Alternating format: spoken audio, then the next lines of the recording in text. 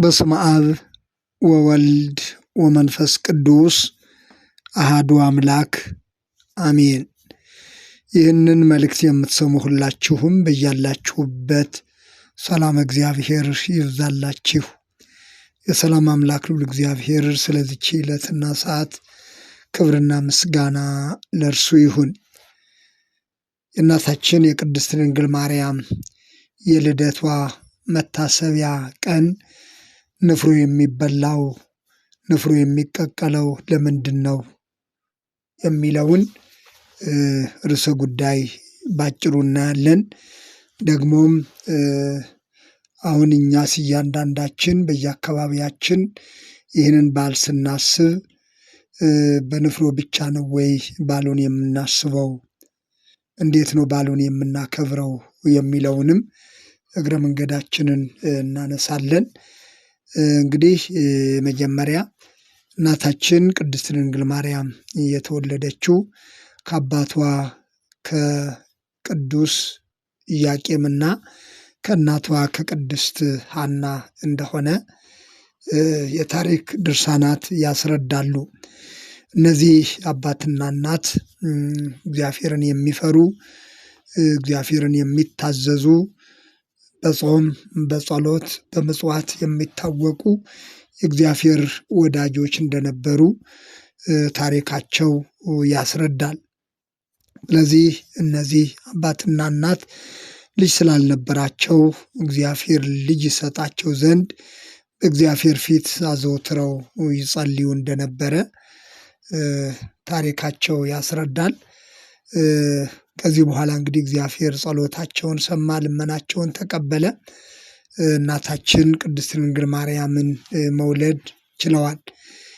ደራሲውም ይህንን በተመለከተ ኢያቄም ወሐና ወለዱ ሰማየ ወሰማዮሙኒ አስረቀት ፀሐየ፣ ኢያቄምና ሐና ሰማይን ወለዱ፣ ሰማይም ፀሐይ ጽድቅ ኢየሱስን ወለደች። ፀሐይ ጽድቅ ኢየሱስ ክርስቶስን ወለደች። ኢያቄምና ሐና ሰማይ የተባለች በሰማይ የተመሰለች ድንግል ማርያምን ወለዱ። ድንግል ማርያምም ፀሐይ ጽድቅ ኢየሱስን ወለደች ሲል በድርሰቱ ገልጾት እናገኛለን። እንግዲህ ድንግል ማርያም በተወለደችበት ዕለት ትልቅ ሐሴት ትልቅ ደስታ እንደሆነም ተነግሯል። ቅዱስ ያሬድም የድንግል ማርያም የልደቷ ዕለት በሚዘመረው ዝማሬ ዮም ፍስሐ ኮነ በእንተ ልደታ ለማርያም፣ ዛሬ በድንግል ማርያም መወለድ የተነሳ ደስታ ሆነ፣ ታላቅ ደስታ ሆነ ሲል በዝማሬው ገልጾት እናገኛለን። እንግዲህ ወደ መነሻ ሐሳብ ልመልሳችሁና ለምንድን ነው ድንግል ማርያም በተወለደችበት ወይም ደግሞ የልደቷ የግንቦት ልደታ ዕለት ንፍሮ የሚቀቀለው ንፍሮ የሚበላው የሚለውን ሐሳብ ባጭሩ ስናነሳ ድንግል ማርያም የተወለደችው ሊባኖስ በተባለ በኢየሩሳሌም ዙሪያ በሚገኝ ተራራ እንደሆነ ይነገራል። እንግዲህ የታሪክ ድርሳናት እንደሚያስረዱት ስለዚህ ሁኔታው ወቅቱ ምቹ ስላልነበረ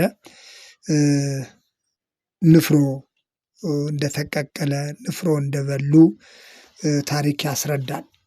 ስለዚህ ከሚጠይቁ ሰዎች ጀምሮ ንፍሮ ይዘው የጠየቁበት ሁኔታ እንደነበረ ያስረዳል። እንግዲህ የሚያስረዳው ይህ የሚያስገነዝበን ያው ሁኔታው ምቹ እንዳልነበረ ነው። እንግዲህ ሁኔታው የተመቻቸ ሁኔታ እንዳልነበረ የሚገርመው ነገር ቅዱሳን ያው ቃሉ እንደሚያስረዳን ታሪክ እንደሚያስረዳን በየጊዜው ዓለም ለቅዱሳን ምቹ እንዳልሆነች ለቅዱሳን የተመቻቸ ዕድል እንደማትሰጥ አንዱ ማሳያ ነው። እንግዲህ ጌታችን ኢየሱስ ክርስቶስ ሲወለድ ድንግል ማርያም የወለደችው ያው በግርግም እንደሆነ ይታወቃል።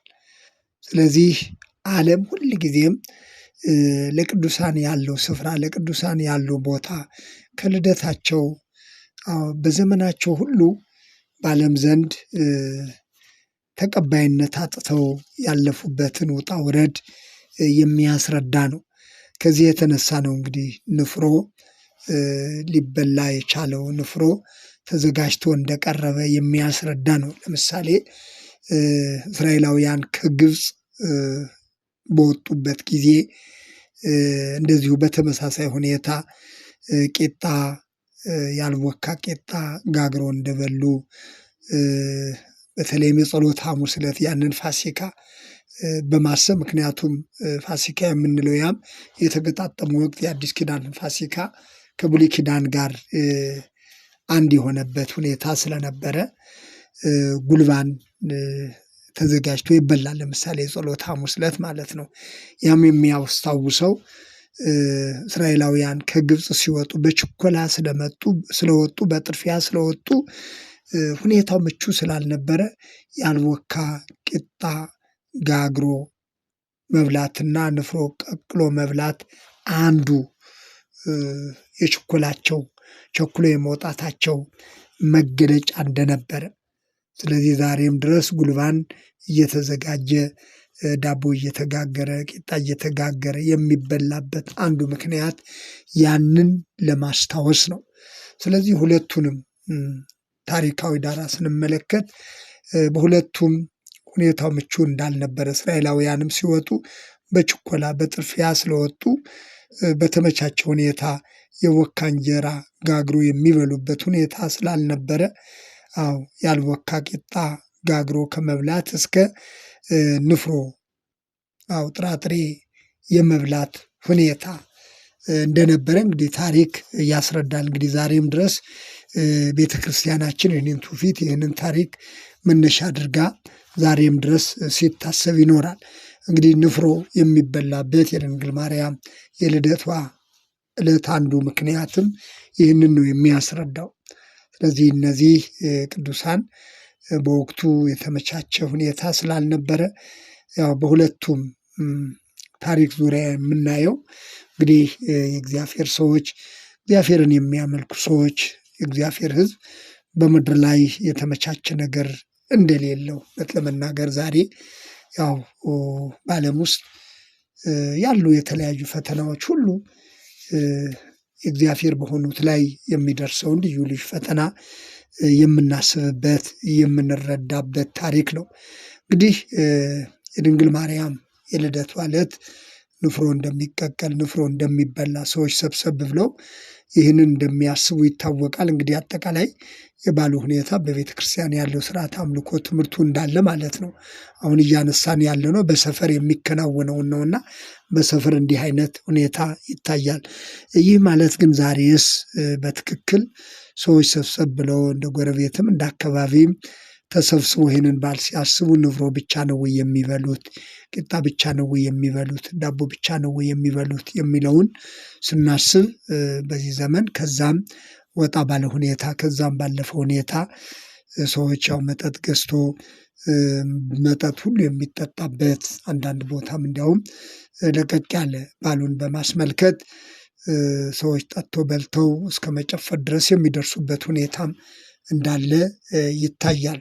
እንግዲህ በየዘመናቱ የነበሩት ታሪካዊ ወይም ትውፊታዊ ሃይማኖታዊ ስርዓቶች አንዳንድ ጊዜ ከሃይማኖታዊው ታሪክና ትውፊት ወጣ ብለው የስጋ ሀሳብ የስጋ ፈቃድ የሚገለጥባቸው ሁኔታዎች ይታያሉ። ስለዚህ ሰዎች ተሰብስበው ይህንን በዓል ማሰባቸው በንፍሮ አብሮ በማሳለፍ ማሰባቸው መልካም ሆኖ አሁን ግን ከዛም አልፎ ሰዎች በመጠጥ በዘፈን በጭፈራ ጭምር በዓሉን የሚያስቡበት ሁኔታ አለና እንዲህ አይነት ነገሮች ትክክለኛውን የቤተ ክርስቲያን ታሪክ ትክክለኛውን የቤተ ክርስቲያን ትውፊት እንዳያዛቡም ጥንቃቄ ያስፈልጋል። ለምሳሌ ልክ የደመራ ዕለት በየሰፈሩ የመስቀል ዋዜማ ወይም ደግሞ በ16 ሰዎች ደመራውን ካከበሩ በኋላ በየሰፈራቸው እንደዚሁ ሰብሰብ ብለው የመስቀልን በዓል የሚያስቡበት ሁኔታ አለ። በዛ በዓል ላይም የበዓሉ መሰረታዊ የዕለቱ በዓል መስቀልን በተመለከተ ነው። ነገር ግን ሰዎች በመጠጥ በጭፈራ በዘፈን ጭምር በዓሉን የሚያከብሩበት ሁኔታ አለ። የሁለቱም በዓላት ተመሳሳይ የሆነ ይዘት ስላላቸው ነው። ምንም እንኳ የታሪኩ አመጣጥ የተለያየ ቢሆንም ሰዎች ግን በሰፈራቸው እነዚህን በዓላት ለማክበር ሲሰበሰቡ ሲገናኙ አብሮ ማሳለፋቸው በዓሉን ማሰባቸው መልካም ሆኖ ነገር ግን መጠጥ፣ ጭፈራ ተኮር የሆኑ ሁኔታዎችም ሲንጸባረቁ ይታያሉና ስለዚህ ታሪክን ትውፊትን በተገቢ ሁኔታ እግዚአብሔር ደስ በሚሰኝበት የቅዱሳንን ታሪክ ስናስብ እንደ እግዚአብሔር ሐሳብ እንደ እግዚአብሔር ፈቃድ ማክበራችን መልካም ሲሆን ነገር ግን መጠጥና ጭፈራ እንደውም ከልክ ያለፈ ጭፈራና መጠጥም ሲጨመርበት ትክክለኛውን የእግዚአብሔር ሐሳብ የቅዱሳንንም ታሪክ እንዳናደበዝዘውና በራሳችን ፍላጎት በራሳችን ፈቃድ ላይ የተመሰረቱ ነገሮችን በየጊዜው እየጨመርን የእግዚአብሔርን ሐሳብ እንድንጥስ የቅዱሳንንም የመታሰቢያ በዓል አሉታዊ እንዳናደርገው ልንጠነቀቅ ይገባል። እንግዲህ በአጭሩ ዓመት ጠብቀን የምናስበውን የእናታችን የቅድስት ድንግል ማርያምን የልደቷን በዓል ንፍሮ ለምን ይቀቀላል የሚለውን በአጭሩም ቢሆን ለማስታወስ ያህል ነው። አምላካችን እግዚአብሔር ስለ ሁሉም ነገር ክብርና ምስጋና ለእርሱ ይሁን።